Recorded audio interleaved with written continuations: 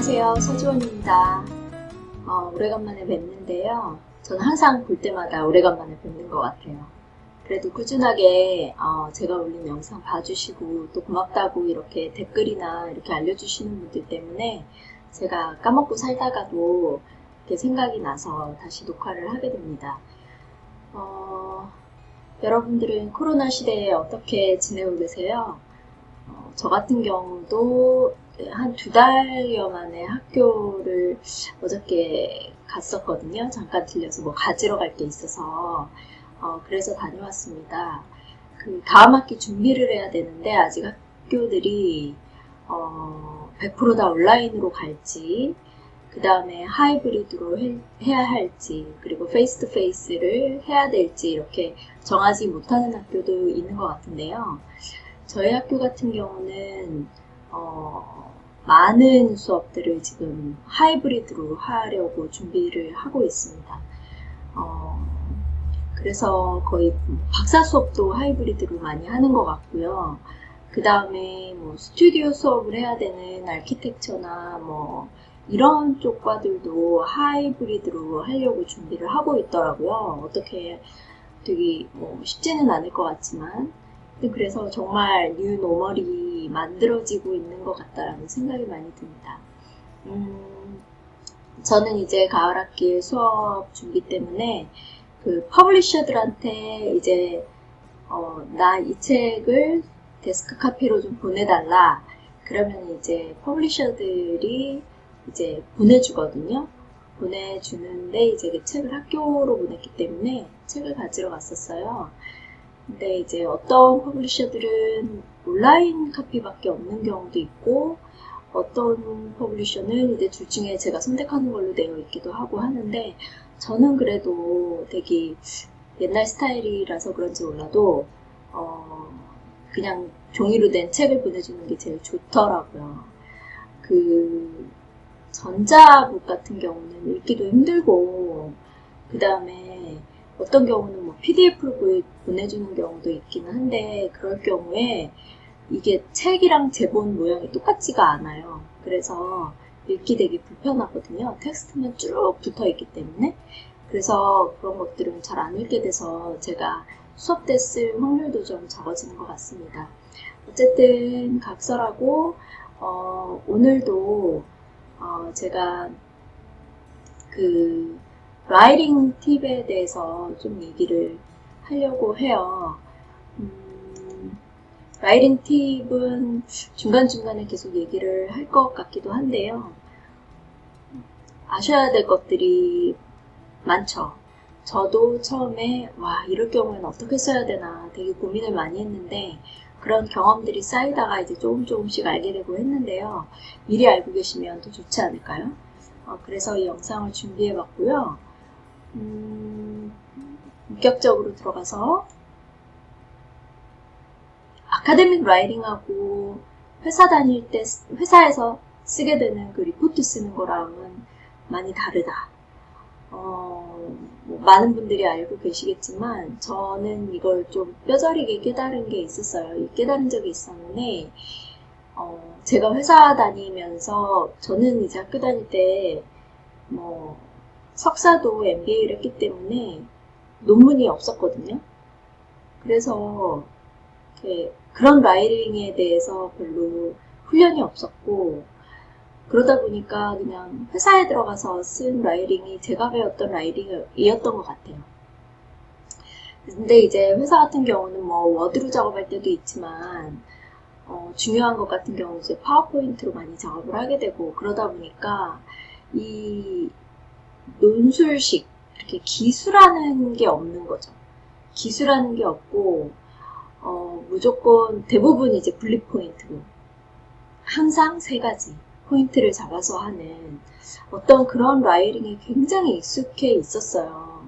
익숙해 있다가 MPA 수업을 제가 이제 미국에 와서 한 1년 정도 들었는데 그때 이제 화이트 페이퍼를 쓰는 거를 이제 숙제로 내주는데 그게 너무 어려운 거예요. 그거는 화이트 페이퍼는 아카데믹 라이팅이 아닌데도 불구하고 저는 이거 당연한 거 아니야? 이렇게 얘기를 하는데 교수는 이제 옆에 커멘트를 달아서 넌 도대체 이 주장이 어디서 나온 거야?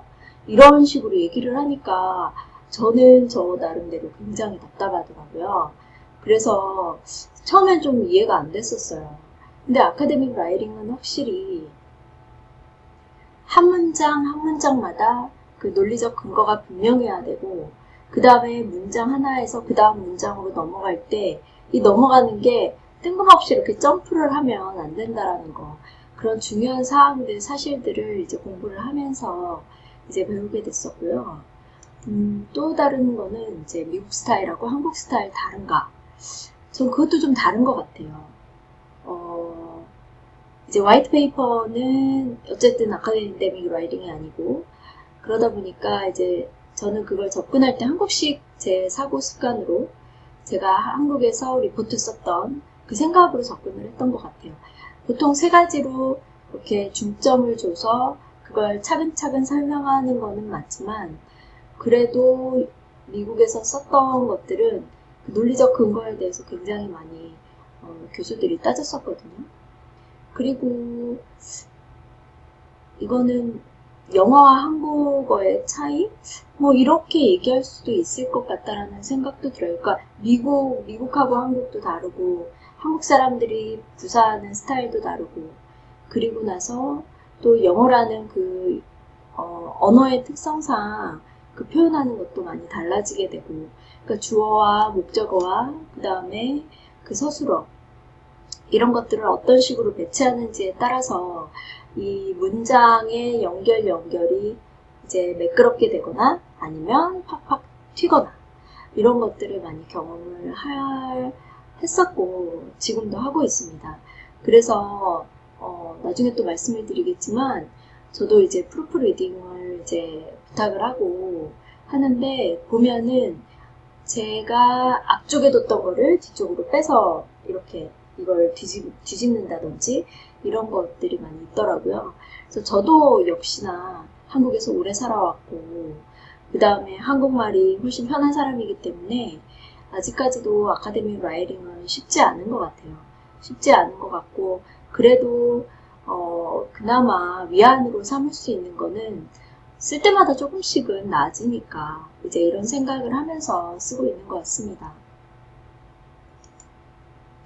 그래서 몇 가지 팁, 가장 기본적이기도 하지만 처음에는 잘 모를 수 있는 그런 팁 몇 가지 말씀을 드리자면, 첫 번째는 그 1인칭 시점의 주어를 쓰지 않는 거예요. 최대한 쓰지 않도록 조심을 하셔야 되는데요. 특히나 아카데믹 라이팅에서는. 물론 이제 숙제 중에는 에세이를 내는 경우가 있어요. 에세이를 내는 경우에는 본인 생각을 많이 담기 때문에 이럴 경우에는 교수들도 어느 정도 용인을 하고요. 저도 그렇게 하는데, 진짜 아카데믹 라이팅, 그러니까 저널에 넣기 위해서 만드시는 이제 논문, 그런 저널용 논문을 쓰실 때는 최대한 I나 we 같은 거를 빼시는데, 보면 요즘은 we는 좀 많이 쓰는 것 같아요. 왜냐면 정말 표현 방식이 되게 제한되잖아요. 이런 걸 빼면. 그렇기 때문에 쓰기는 하더라고요. we 같은 경우는 쓰더라고요. 근데 그럼에도 불구하고 I는 쓰지 않습니다. 심지어는 솔로 어터예요. 혼자 썼어요. 그런데도 we라고 표현을 하는 거를 제가 여러 번 봤거든요. 그래서 그건 조금 유의하셨으면 좋겠어요. 그리고 이렇게 줄이는 표현, can't, don't, aren't, 이런 표현 쓰지 않거든요. cannot, do not, 이런 식으로 쓰셔야 합니다. 그게 아카데믹 라이팅이고요. 그 다음에 etc. 이걸 쓰지 않습니다. 그래서 저는 처음에 이러한 것들이 있다 그러면서 뭐도 있고 근데 너무 많잖아요. 그래서 끝에 당연하게 etc. 이걸 붙였더니 교수가 이거 붙이지 말라는 거예요. 그래서 그러면 어떻게 써? 그랬더니 이제 이럴 때는 such as 해가지고 그냥 몇 가지 붙여주거나, 아니면 including 해가지고 그 몇 가지를 붙여주거나, 이런 식으로 해서 쓰라고 가르쳐 주더라고요. 그래서 저도 그렇게 사용을 하고 있고요. 그 다음에 하나의 이제 패러그래프를 구성을 하시는 건데, 패러그래프 하나에 주제를 하나를 잡아야 된다. 이 정도는 뭐 많이 아시잖아요. 많이 아시는데, 특히나 이제 아카데믹 라이팅에서 쓰실 때는 뭐 예를 들어서 한두 문장 가지고 전체 패러그래프를 막 만드는 거. 그러니까 한 문장이 엄청 긴 거죠. 한 문장이 너무 길게 만드는 거. 뭐 어떤 분은 이렇게 생각할 수도 있어요. 아, 이런 문장을 보면 내가 되게 똑똑해 보이지 않을까? 이런 긴 문장을 쓰다니. 근데 사실 그렇지 않습니다. 어렵게 쓴다고 해서 뭐 더 멋진 문장이 아니거든요. 아카데믹 라이팅에서도 똑같이 쉽게 쓸 수 있고 이해가 쉬운 문장들을 더 선호를 합니다. 그래서 보통은 적어도 3개의 문장 정도는 하나의 패러그래프를 이제 구성하시는 게 좋고요. 그 다음에 저는 한 패러그래프를 보통 7줄, 8줄 된 정도의 그 길이를 가장 이상적으로 저는 좀 생각을 하고 거기에 조금 맞추는 경향이 좀 있어요. 그래서 뭐 짧으면 6줄, 그 다음에 많게는 한 10줄 정도까지 그렇게 해서 하나의 패러그래프를 구성을 하시면 좋고, 그렇게 되면 보통 한 3패러그래프 정도 하면 한 페이지가 들어가요. 그렇게 두 패러그래프나 아니면 3패러그래프 정도 그렇게 해가지고 만드시는 게 이제 리더들을 생각했을 때 굉장히 좋은 깔끔한, 보기에 깔끔한 아카데믹 라이팅이죠. 제가 저널 리뷰를 하는 저널들이 여러 군데 있는데요. 읽다 보면 어떤 아리클들은 읽다 보면 이건 학생이 썼구나 이렇게 딱 알아채기 쉬울 만한 이제 그런 아리클들이 있어요. 보면은 이런 실수들을 하는 아리클들이 대부분 그런 것 같아요. 누가 썼는지는 모르지만. 그래서 그런 감이 좀 오더라고요. 심지어는 뭐 어떤 아리클들은 막 한 페이지가 한 패러그래프예요. 한 패러그래프 막 빡빡하게 써 있어요. 그런 경우도 많고, 그 다음에 뭐 이런 여기서 나오는 이런 제가 조금 피했으면 한다라는 이런 내용들이 거의 다 들어가 있는 경우들이 많더라고요. 그래서 이런 것들을 조금 주의해서 써주시면 좋겠다는 생각이 듭니다. 그러면 좀 더 이제 간결하고, 그 다음에 리더들이 보기에도 좋고, 그 다음에 주제를 확실하게 전달을 잘 할 수 있는 그런 프로페셔널한 아카데믹 라이팅이 되겠죠. 그 다음에 중요한 게 프루프 리딩을 받으셨으면 좋겠어요.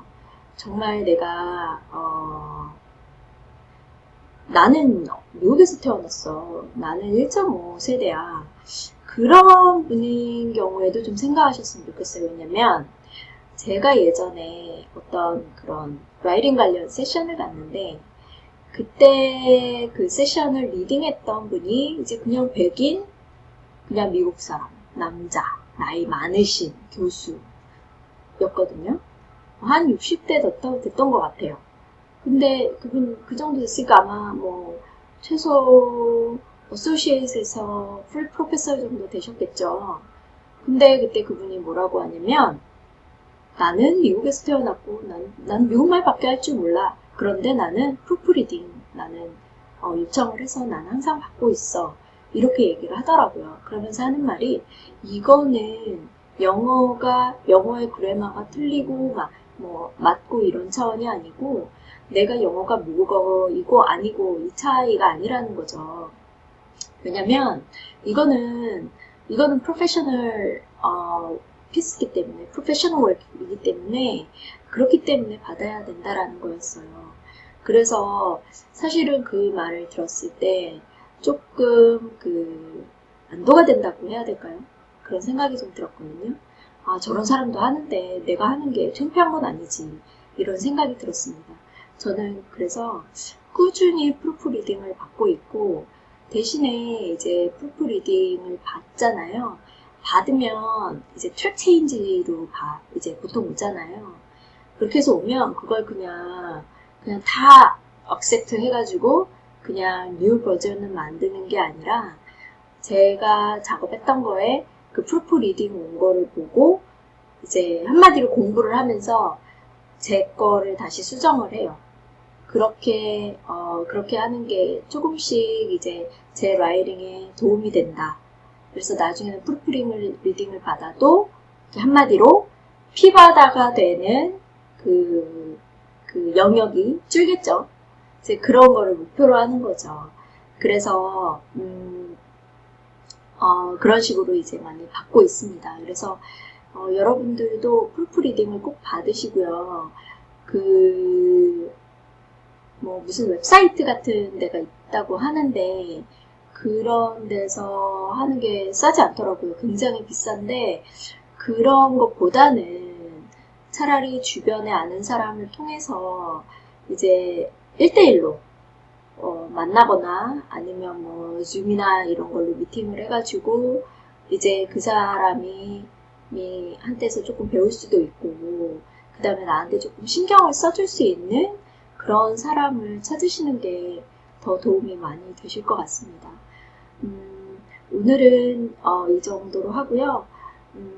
도움이 많이 되셨으면 좋겠습니다. 다음에 또 찾아뵙겠습니다. 감사합니다.